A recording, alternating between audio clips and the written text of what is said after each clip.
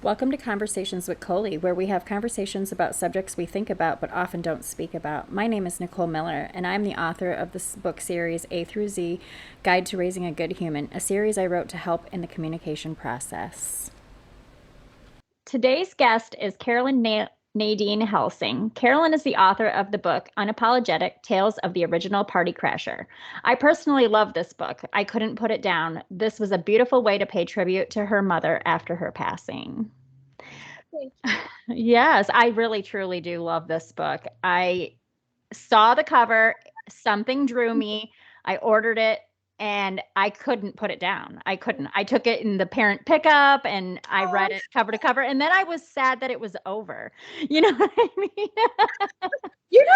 I've heard that comment before, and it's thank you. That's You're welcome. You're welcome. yes. So I'm going to start us off with like an icebreaker question to kind of loosen things up, okay? Sure. All right. If you could be given any talent that you don't possess, what would it be? I'd love to fly. I think that Yeah. would be a pretty good talent. I agree. I had asked a guest if they could be anything human or unhuman, what would they like to be? They said frog. I say butterfly. And when I tell people that, they're like, they only live for 14 days. I don't care. Yeah, yeah, and it's such a beautiful life while you're there. So, Yeah, yes, exactly. So, Carolyn, tell us a little bit about your background.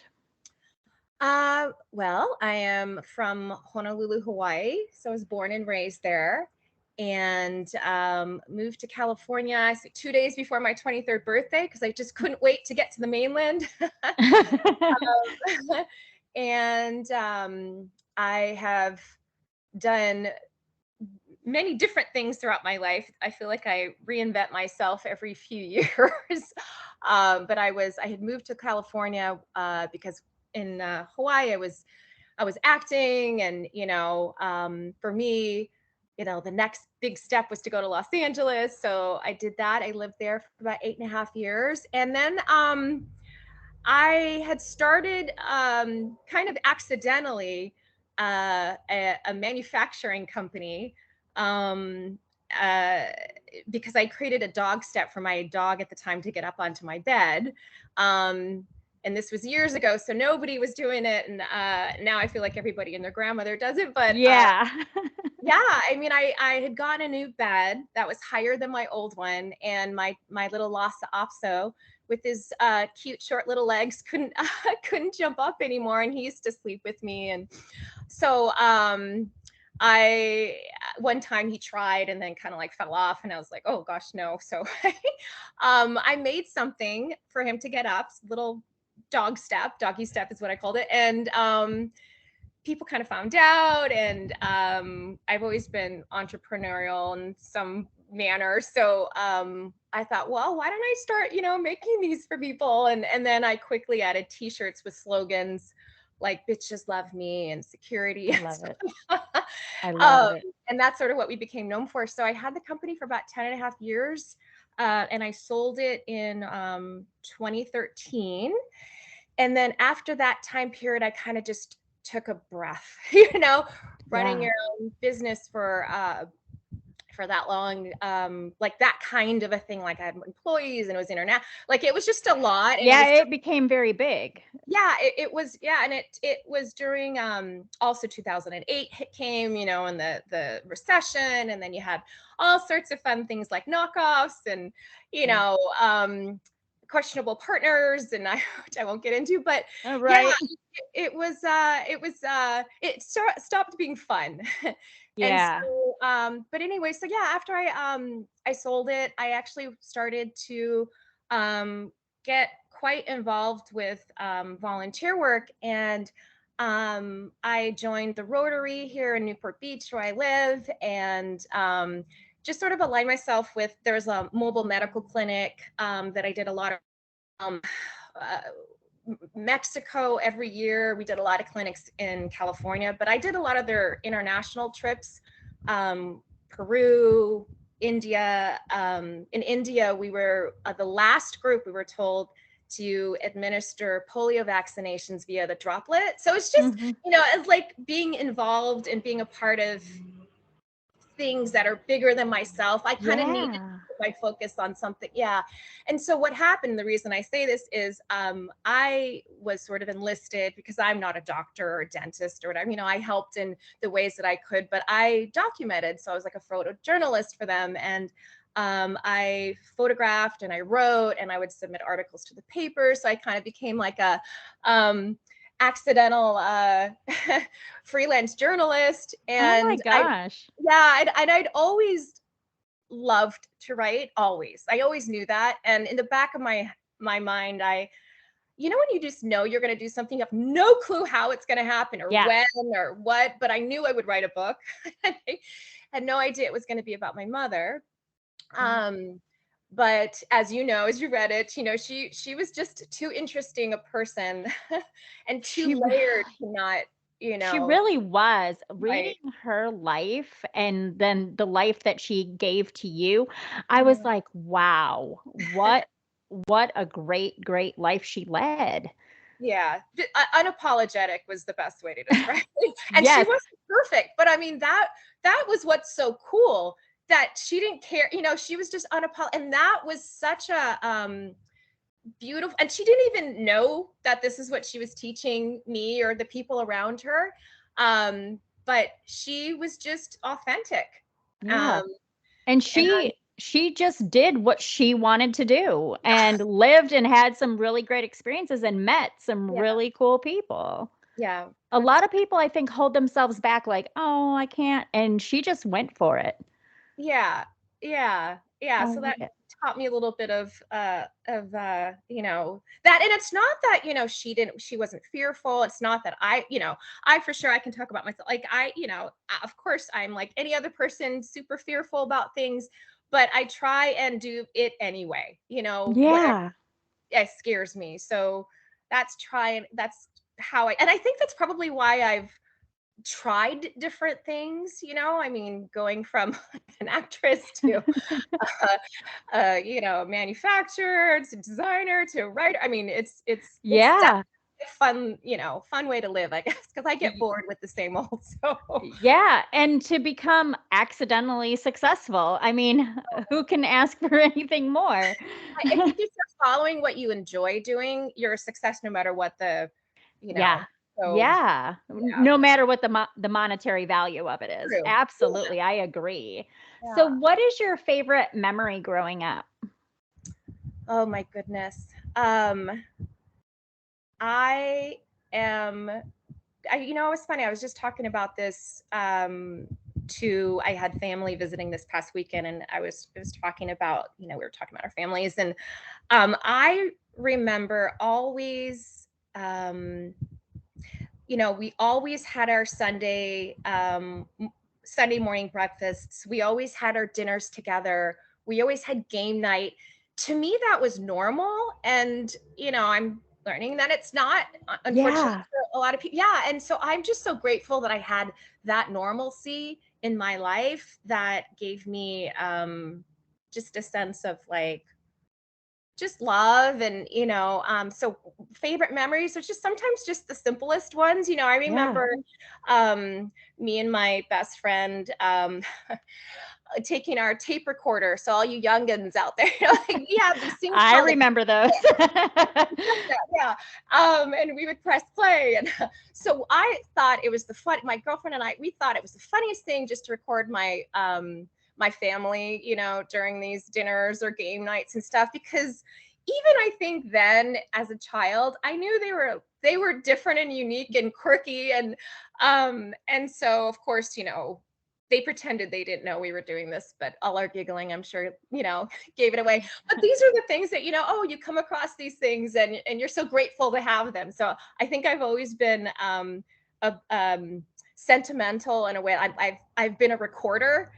So I think that makes sense that I would write or I would photograph or I would document, you know what I mean? Because I Yeah. am super sentimental and I guess like to have things for longevity. Yeah. Do you still have those tapes? I have them somewhere in storage. Yeah. Awesome. I need to uncrypt them for sure. Yeah, I think that's awesome. Yeah. So, how did your mother influence your career choices if she did? Um, I remember as a child, going to, at the time there was a department store called Liberty House. And this was in Hawaii, only in Hawaii, and it was bought out eventually by Macy's. But um, every week they would have these fashion shows, and she would treat it like, oh, we're going to the movies, or whatever. It was like, let's get dressed or whatever. And she would sit in the front row, of course. And, we didn't know, we were kids. It was my brother. We were like a few years old. And I remember growing up and watching this. So it had to have some kind of an effect on me. And she was a model when she was growing up. So, that's sort of how my very first job. So it was sort of in that industry. So she was influential in that way. She was a professional dancer. So she was a performer in her own right. And so, that's probably why I then went into acting, and you know what I mean? Yeah. So Yeah, that's awesome. influenced it. Prior to writing this, you only wrote articles, so you've never written before. This was your first book, right? I had never written a memoir, a book before, but I had written a lot of essays and articles, for the paper, and journaled my brains out my whole life. So, what was your writing journey like? Well, for this book, Yeah. so the whole reason I even started to write was because it was a way for me to work through my grief. Quite honestly, I think that's why I love to journal too. I mean, it was the therapeutic way for me to just get out my feelings, and I started to write it. I remember I started to write just her stories the year she passed. At the end of the year, she passed in January of 2019, and come that November, December is when I started to write. And I love learning. And so I don't know, I just thought I'd take a writing class. And I did. And that sort of ignited things and getting feedback. And again, the reason I mentioned that is when the class was over, there was a few of us that wanted to continue. And they, one of the girls asked if I was interested in creating a writers group with her. And I said, absolutely. I looked up I felt like I was in a class of so many talented writers that I looked up to, and I felt like a total newbie, I'm like, absolutely. I was the only one from, Orange County driving up to Los Angeles, but I was happy to do it. And it was really beneficial to get feedback and just kind of being surrounded by people that I admired their work. Cut to, pandemic, lockdown, COVID's here. And that was only a few months later. And we continued our writers group via Zoom, and we wound up meeting every Saturday morning.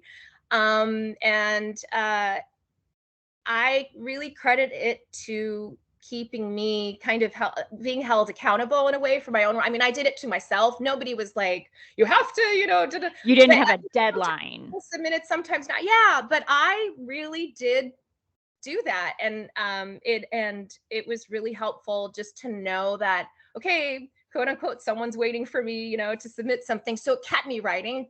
Also, I tend to get distracted by, squirrels and yeah. So, it helps. I think our generation is the undiagnosed ADD generation. Right? Yeah. I mean, I was really social. And so when we had we had to just kind of, stay home and all that. I really it was the timing. It was just a perfect storm, really. And so I treated this book as like my full-time job. And again, I didn't know, I was just writing for me. And then the more I wrote, the more I realized I kind of had something. And it was about a year later. It took about a year from the start to the finish, a little over a year with edits, which is another story. My goodness, I've learned I know what to do, what not to do now. But I did everything myself. Like I taught myself. I did a lot of Googling, a lot of research. Formatting was not, Formatting I will is a tell you. nightmare. But I Yes. know No, you trust me. holy moly. Now I hear, oh, there's programs out there where all you have to do is push a button and then I was just, oh, I wish I knew that at the time. Yeah. 3 months of doing, I guess now I know the nuts and the bolts. Yeah, and that's good because will you write another book, you think?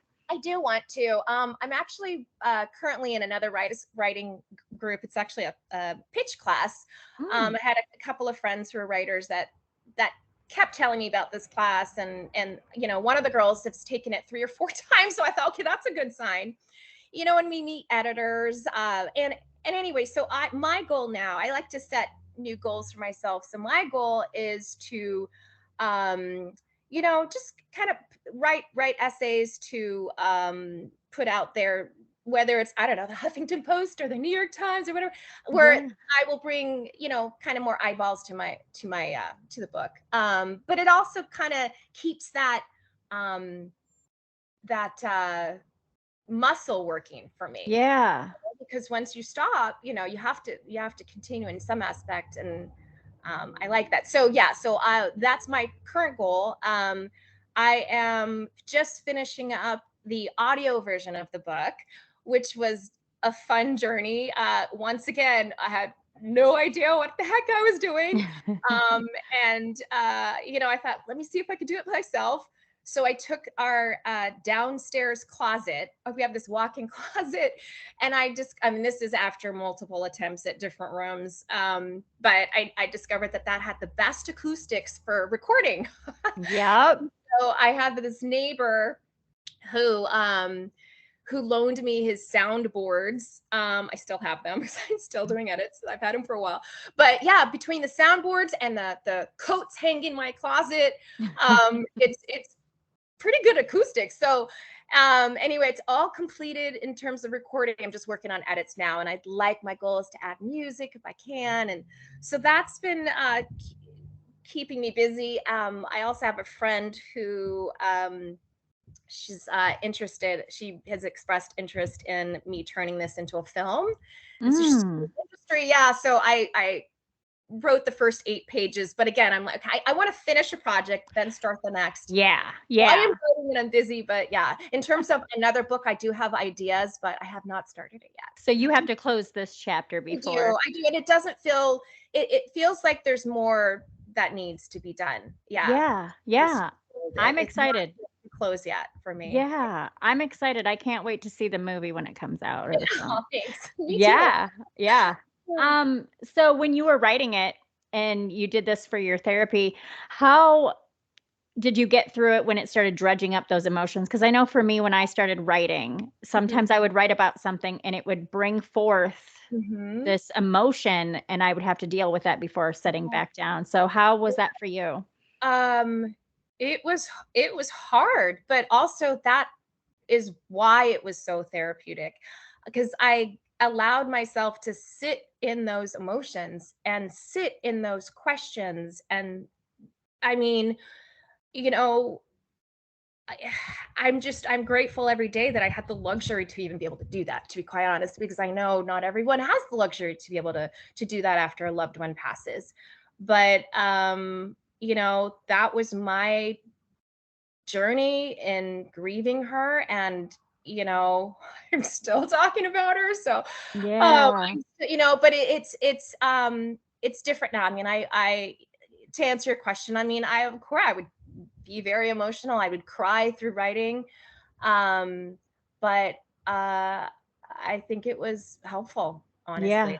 So You do feel like after you feel like this weight, and like that there's a piece that you can take away from your brain, because when you sit and harbor it, it just stays back there. yeah, that's why for me, writing is a way to get rid of, let things out. I mean, I even to the point where sometimes if I have a lot of things in my mind, I will just write it down in a list. I'll write it down, and something about the act of writing it down for me transfers it from my, the loop in my brain.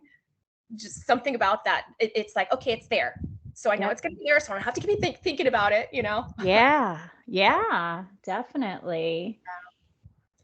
Um, Tell us how your mother influenced you to take chances in your career path rather than letting fear hold you back.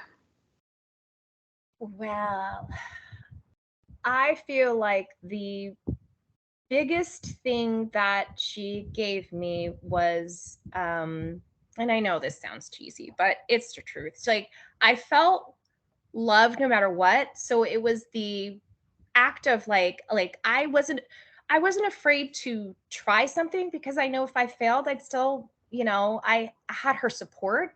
Yeah. And it's funny because you asked me that, but she would actually look at me and go, wow, you can do like girls can do anything nowadays. Like, so I actually tried things that she didn't feel like she could do. Oh, Yeah, I mean, she's like, because you grow up in a different era. And yeah. yeah, and so it's interesting. It's like she taught me in her own way, and then I wound up kind of teaching me in my own way. We taught each other. Yeah. Yeah. And So, you know what? For a woman of her era, she kind of just did. You know what I mean? Whereas some women may, there's no. that puppy.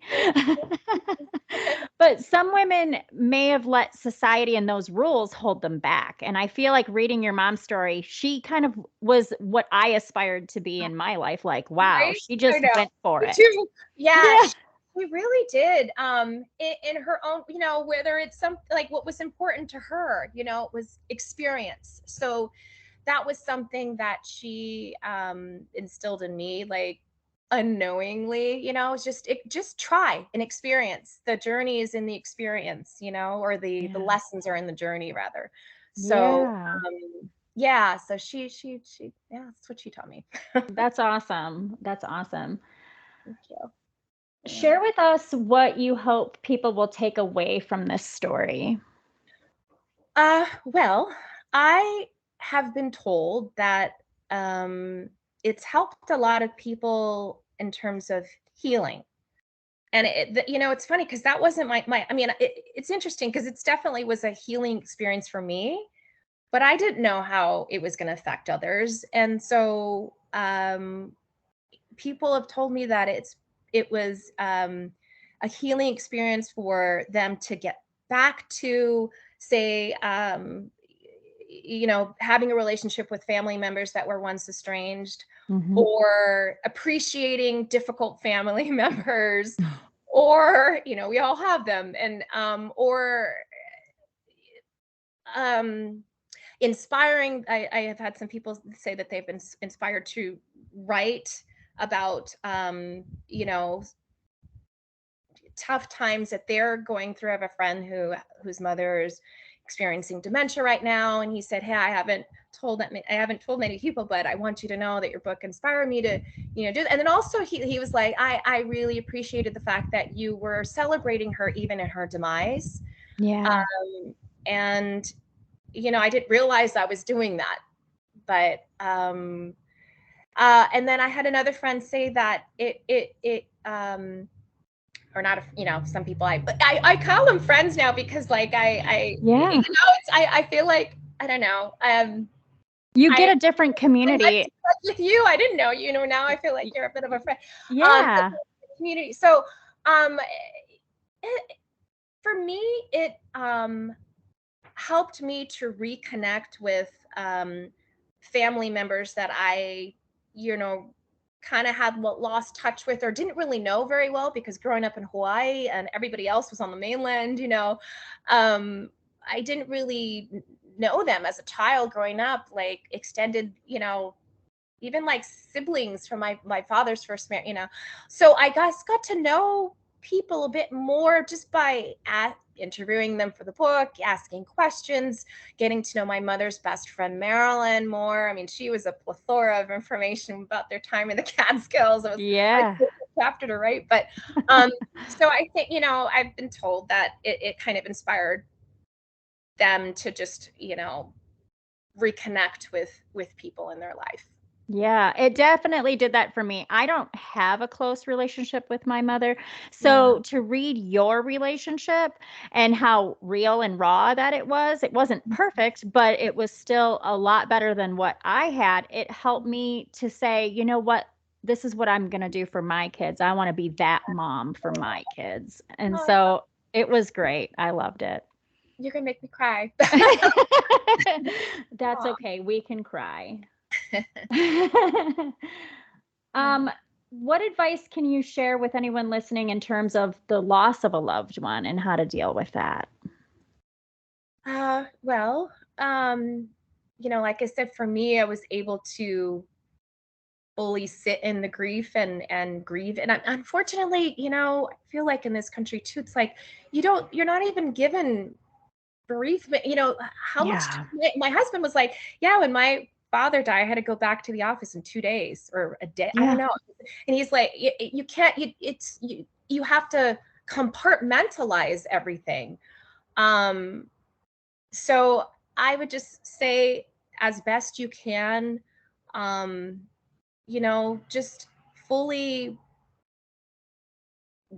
grieve and talk to people. For me, that helped me, which was difficult during, the pandemic, but, you talk on the phone or you Zoom or whatever. Um, Talk it out. For me, I'm very much that. For me, it was writing. So basically, whatever form helps you, um, don't cover it with a rug, I guess. Don't cover your emotions Yeah. with a rug. Just feel them, express them. And then for me also what helped was I guess in some crazy way, like this thing of kind of honoring her, you know? Um and it kind of feels like she's still here in some crazy Yeah. I yeah. think, I think that they are still here even though Yeah, they're not I with think so. us. Yeah. So, I think that honoring her this way and keeping the conversation going keeps her memory alive, and I think Mhm. that is so important. I feel like if I was to leave this earth, if someone did that for me, that would make me feel like, okay, I was somebody. You know what Yeah. I mean? Yeah. Well, then it starts to let you go, okay, well, let me think about my legacy and like, well, how am I going to leave what am I going to leave this world, the people behind me, like what are they going to think? So it kind of opens up a lot of things. It makes you think about legacy. It makes you think Yeah. about family in a different way, I feel like. Yeah, I agree. And legacy isn't necessarily monetary value because Not at all. a lot of people think, "Oh, leaving a legacy means I have to leave them a bank account." No, I it's not that at all. It's Legacy and what you've taught people or how they've made, it's like I just want to feel like I've made people feel good. And or maybe if you've learned something from someone, or if every time they were with you they smiled, or that's legacy. Mhm. Amen. I I know. agree. What were some of your favorite things about writing your mother's story?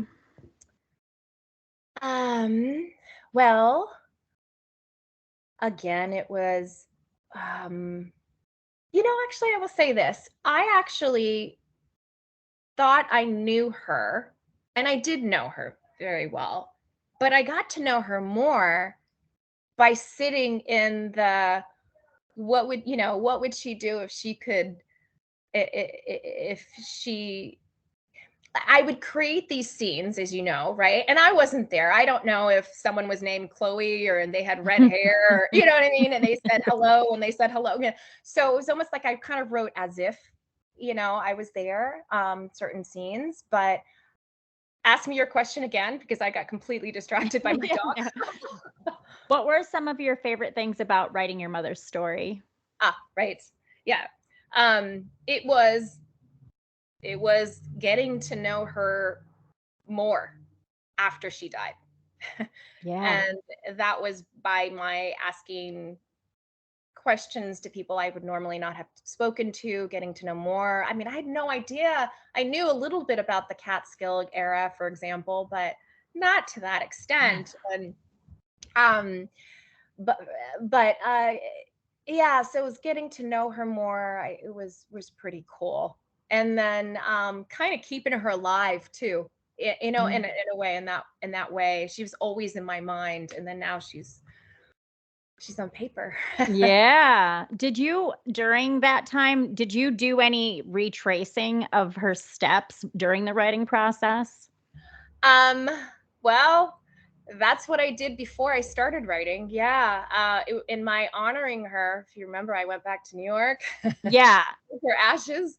And just to give you an idea of what kind of character she was, you know, she had said, "When I die, I want my ashes spread across Bergdorf Goodman," which is a Yep. high-end department store in New York City. So that Which there basically, is a documentary called "I Want there My is, Ashes." Yes, "Spread My and the book. Ashes in Bergdorf's." I Yep. just watched it the other day, and I Yep. actually ran and got your book and was like, Uh-huh. "Wait a minute." And Like, then I watched it and I was like, "Nope, they're not talking about her, but oh she said no. that too." That's crazy. So there is a documentary which I saw too, and then there's a book as well. And it's funny because so her comment inspired me to take her back to all of her favorite places, and that was therapeutic because I saw these places that she'd always talked to, kind of like through a different lens, um, and you know it was cool. It's like, you know, you think about your parents as they're just your mom or your dad or whatever, but they're fully fledged, you know, right? Like They were cool at one time. unique, layered people. Yeah, kids at one time, young adults at one time, making mistakes, you know, getting into trouble, yeah, all this stuff. And so I kind of like just revisited these places. Yeah, so that was cool and therapeutic for me too. Yeah, yeah. I feel like when you can go stand in a place where your loved one was in their Yeah, life, that kind of helps bring things to you. yeah. Can you share with us a moment when, after your mother's passing, you felt her presence during writing your book? My pick one. Yeah, and I know um, that you feature some in your book, but maybe while you were writing, did you just have this yeah. strong Well, presence? you know, I did. And it's funny. Well, I'll tell you some things that had happened that made me go, this is way too much to be a coincidence. I remember sitting in this room and really missing my mom, and in my head just thinking, I want to sign, you know, like, are you okay? Just, or actually I didn't even say I want to sign. I didn't even know I was gonna get one. I just, in my head, I'm like, are you okay? Just, are you okay? And at that moment, my iTunes on my desktop came on. I never listened to music from my iTunes ever. Um, and the song that came on was that Fred Astaire and Ginger Rogers song, the Cheek to Cheek, the one that goes, you know, I'm in heaven, and you know, my heart, da, da, da, da, and it just, and then it just stopped. And so That was the fact, this from the lyrics, and then the fact it was that song, because that was so her. If you remember, you know, she was all yeah. like old Hollywood glam. I mean, she lived in that world, in her film fantasy world, always.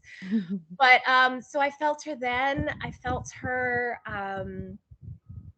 when the a couple months later, when it was her birthday, was March 1st, and I wanted to continue to celebrate her, and because I would always go out to where she lived in Palm Springs to celebrate her, and now I couldn't do that anymore. So I had a few close friends that uh, joined me, and we went to this place that I knew she loved. She loved this, you know, jazz bar in Los Angeles called Vibrato, um, and and you know how you create these group texts where you say, you know, okay, this is where we're meeting, whatever, and then you'll say, oh, can't wait to see you guys, you know, that those kind of texts. So at the end of the night, after our evening, we laughed and cried and talked about her and just kind of celebrated her. And I went back into my car, and I looked down at my phone, and that text string was up, and the last text said, LOL mom. And Wow, I just got chills. I know, me too. Oh. And my phone was in my possession the whole night. Yeah. So I took it like she was there with us, laughing and enjoying the night and just wanting to let me know she was there. Yeah, I I could love keep that. going, but there was Yeah, no, I love that. I got tears. I have tears.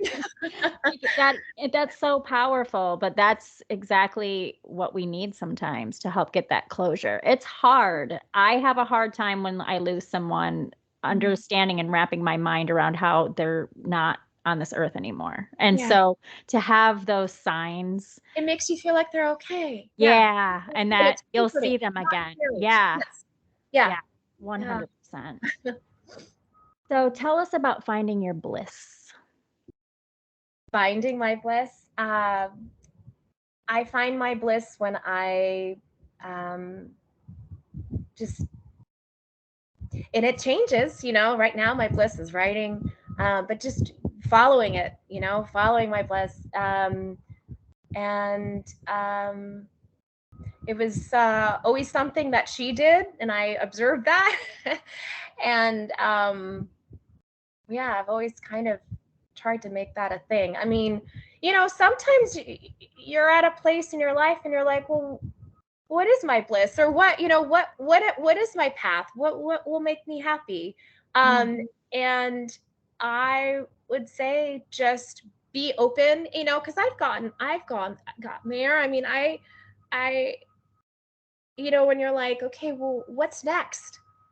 um or what's my purpose, you Yeah. know and when I get to those moments, I just go, I'm going to trust that it's going to come, and it's going to be unknowing. And if I just allow myself to be open to, you know, whatever you want, the universe, whatever, God, the experiences, people, something like a coincidence, something, you're going to know there's going to be that, like, um, inner knowing, Yeah. that Like you an need to. inner peace almost, Yeah, right? yeah. And so when I when I try to be aware and open to those feelings and those, that inner knowing, then and I try and follow it, then then I know I'm on the right track. So Nice. Do you have any advice for anyone struggling in their grief after losing a loved one? uh, If someone just can't seem to get, yeah, for me, it was talking and not, not just holding up, because that's so easy to do. I mean, everyone's different, but I like to lean on my friends, and I like, and then when, if you don't have that, or even maybe that's not your thing, again, like journaling, just, but I have to keep saying, not like, not covering it with a rug or a blanket, not not experiencing it. So right? whether it's you talking it out, whether it's a therapist, a friend, your empty journal and a new pen, whatever it is, just like, I feel like that's just so helpful. But there are resources out there. So I'd say just being open to that, whatever form it is. You're not alone. There are so many podcasts now, Yeah. and wars being one, where you're listen your people can listen to other people's stories and feel like they're not alone. That's the biggest thing, is just feeling like you're alone, and you're Yeah. not you're never alone. The beautiful thing about life is that it is fragile, and because it makes you appreciate things. Yeah. We're not going to be around forever. So that those moments that you have with a person, or experience, is it's so much sweeter, because it's, I mean, if we lived forever, I mean, not, maybe you wouldn't appreciate things, but Yeah. like, it's just, it is fragile. And so to appreciate them when you have them is and to recognize when they're in front of you is a gift. Yeah. I agree 100%. Yeah. Tell us about what the future holds for you. my near future, I hope, will consist of me finishing this audiobook, getting to write this movie, and having this out. Yeah, I mean, more writing, more just being open to the next thing. I kind of like the unknown. I sort of like, not knowing what's ahead of me sometimes. So I'm it keeps it exciting. yeah. So yeah, but immediately would be finishing those 2 projects. So Nice. So tell us about how you're directly involved in the screenplay for the book. Are you writing the script? Yeah. I'm hoping that, so I foresee me writing, and then I am perfectly fine with also working with like a co-writer, because I've never done this. So I'm not gonna say I know I don't. I'm the first person to be like, Liz, I don't know. But it's not gonna stop me from trying. Yeah. And I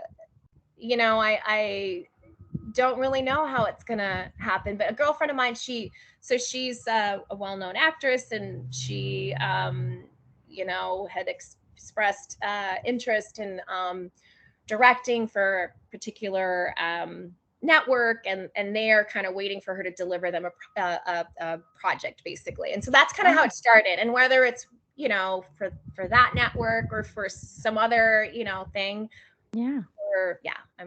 I don't know what's gonna happen. That's awesome. So how different is it writing a screenplay as compared to writing a book? It's so different. It's so different. Yeah, it's I mean, it's all about dialogue. I highly recommend anyone who wants to do it to get Final Draft. It's helpful. So it's a program. Final Draft is a program that it's really cool, because you can it puts it into the correct format if you want to write it for television, or if you want to write something for motion picture or whatever. I just found out if you want to write another book, I'm like, wow, I can write. Oh, that's helpful for future formatting. So, nice. Yeah. That's helpful. So tell everybody where they can find your book. Oh, they can find it on Amazon. It's available in Kindle and paperback. It's also available in large print. For people who may need some help with that. I'm headed that way. So, and then I just got it into Barnes & Noble, so barnesandnoble.com, and there for now. Yeah, those 2 awesome. Or on my, you can visit the website, CarolineNadineHelsing.com. So nice. So for people out there who may be too afraid to put themselves out there, what advice do you have for them? Even if you feel the fear, do it anyway. Do it and do it afraid. There you go. Just do it afraid. Do it. Because for me, like my biggest regret would be like being on my deathbed and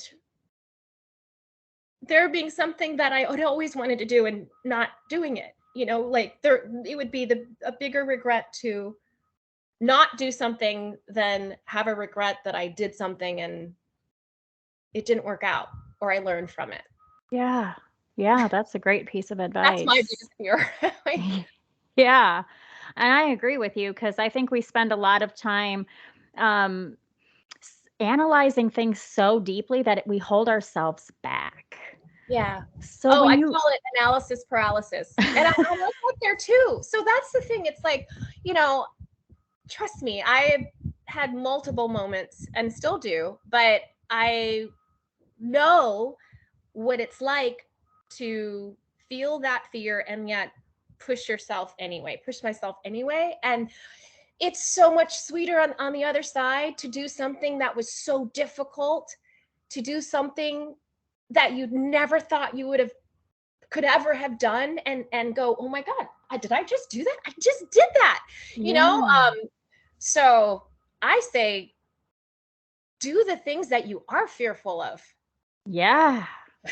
Yeah. I'm going to go Oh. jump out of a plane. Oh my God. Yeah, I did actually I did actually did that. I was years ago, I must have had a glass or two of wine too many. And I was like, I was watching The Bachelor and I'm like, you see them jumping at him. I'm like, I would do that. And I totally forgot. And then my boyfriend at the time was like, oh yeah, okay.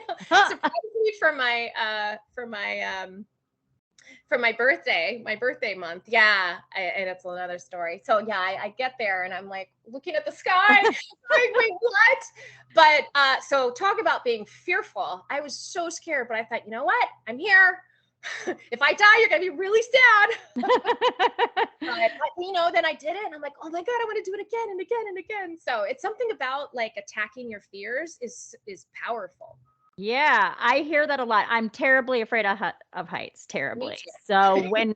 when we were driving over the Smoky Mountains, I literally was dying of a panic attack and Um, crying because I could feel the height. yes. And you can hear your radio station start scrambling, and all you hear is Dolly Parton singing gospel hymns. And I'm like, oh my God, Yes, oh my oh my God, God. I'm gonna die.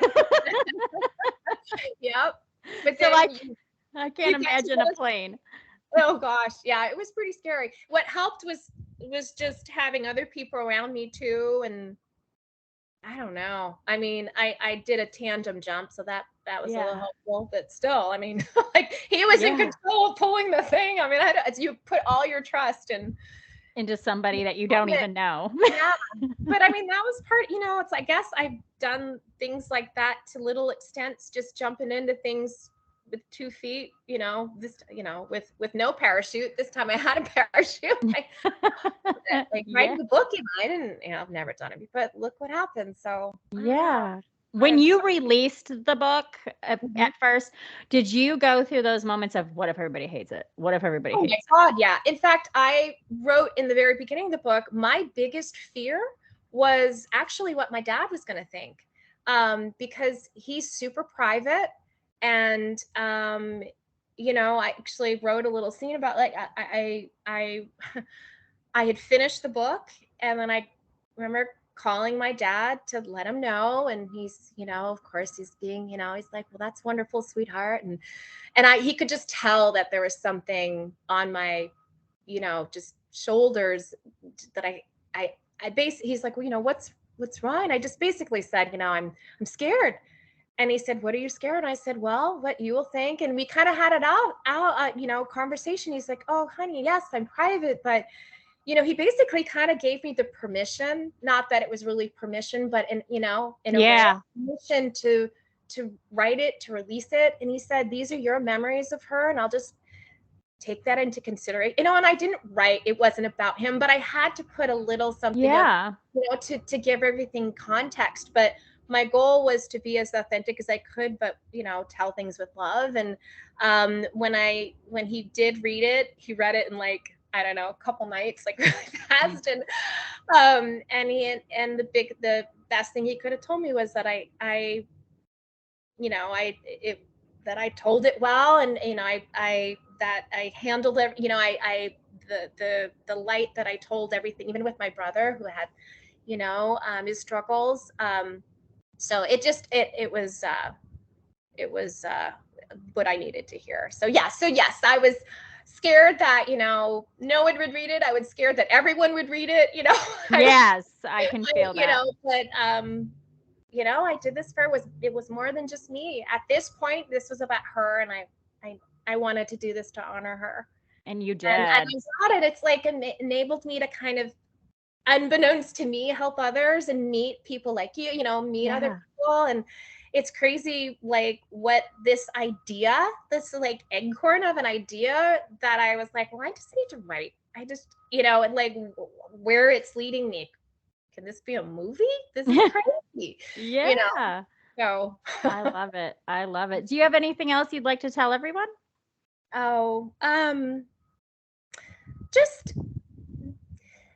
just love all those around you, really. And if there are people that are in your life that are difficult, or are getting out there, whatever, just like have that just try to have like, don't leave things unsaid.